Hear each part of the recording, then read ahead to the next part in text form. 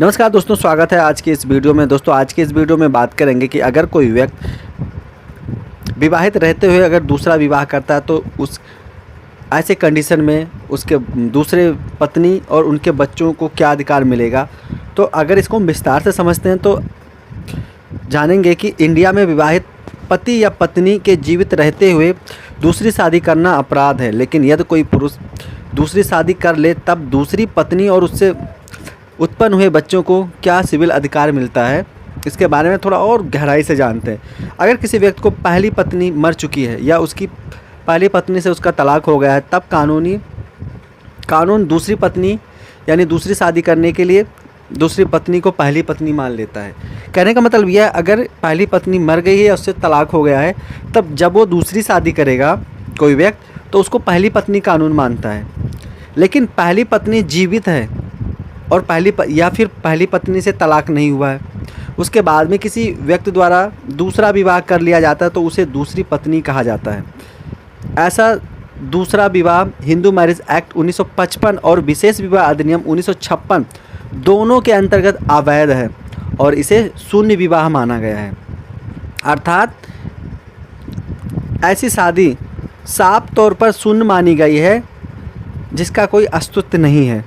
लेकिन कानून इस मामले में एक महिला और उसके बच्चों के प्रति उदार भाव प्रकट करता है। बच्चे प्रकृति की देन है, किसी भी बच्चे के पैदा होने में उसका स्वयं का कोई हाथ नहीं होता है और ना ही उसका कोई निर्णय होता है। अगर किसी अवैध विवाह से कोई बच्चा पैदा होता है तो तब उसे दंडित नहीं किया जा सकता, उस बच्चे को तो बिल्कुल नहीं किया जा सकता है। वह अधिकार जो दूसरी पत्नी को मिलते हैं इसके बारे में थोड़ा जानते हैं।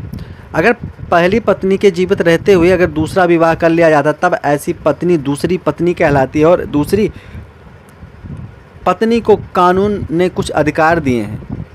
इस प्रकार दूसरी पत्नी को अपने पति से भरण पोषण प्राप्त करने का अधिकार है, पर कानून यहाँ पर उस दूसरी पत्नी को पति की स्वयं अर्जित संपत्ति या उसकी पैतृक संपत्ति के हिस्से में से या उसकी अन्य पैतृक संपत्ति में कोई भी कानूनी अधिकार नहीं देता है।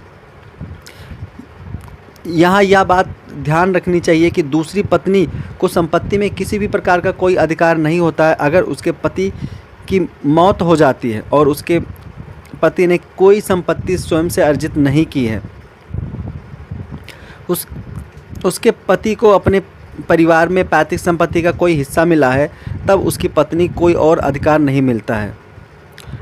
वह पत्नी अपने जीवित रहते हुए ना कोई फैसला लेकर दूसरी पत्नी के हिस्से में कोई वसीयत कर जाता है तो बात अलग है। अगर वसीयत नहीं देता तो फिर मुश्किल होगा।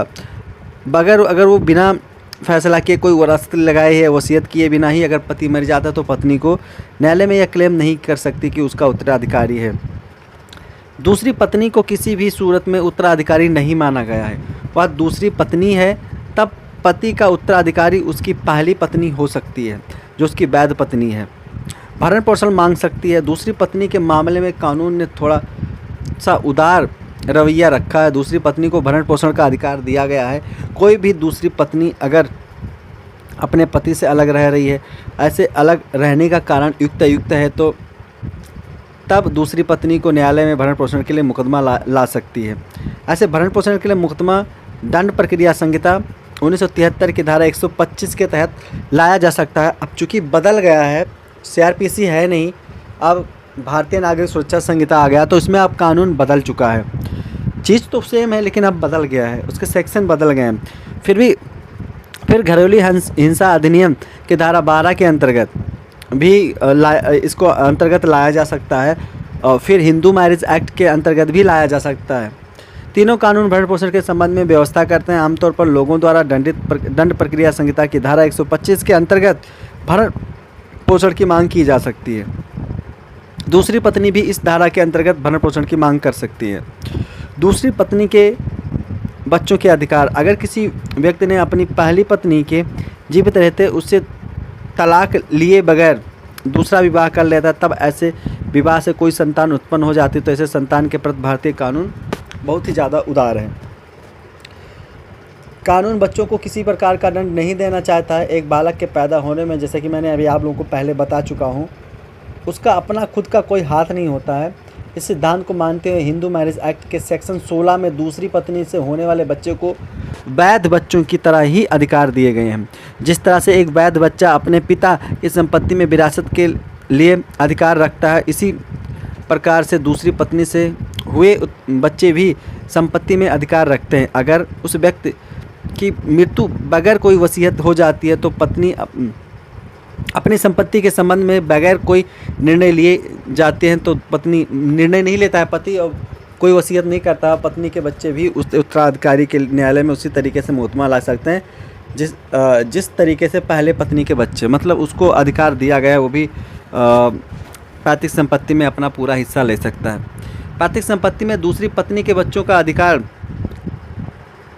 बच्चों के पैतृक संपत्ति में मामले में अधिकार पहली पत्नी के बच्चों की तरह ही होता है। अगर केवल इतना ही उसके पिता को पैतृक संपत्ति में कोई हिस्सा मिला था तो पिता की मृत्यु हो जाती है, तब वह अपने हिस्से की मांग कर सकता है। उन्हें पैतृक संपत्ति में मिले हिस्से में से भी उत्तराधिकार मिल जाता है। लेकिन ध्यान देने योग्य बात यह है कि पैतृक संपत्ति में उत्तराधिकार तब ही मिलता है जब उसके पिता का कोई हिस्सा मिल गया हो या मिला हो।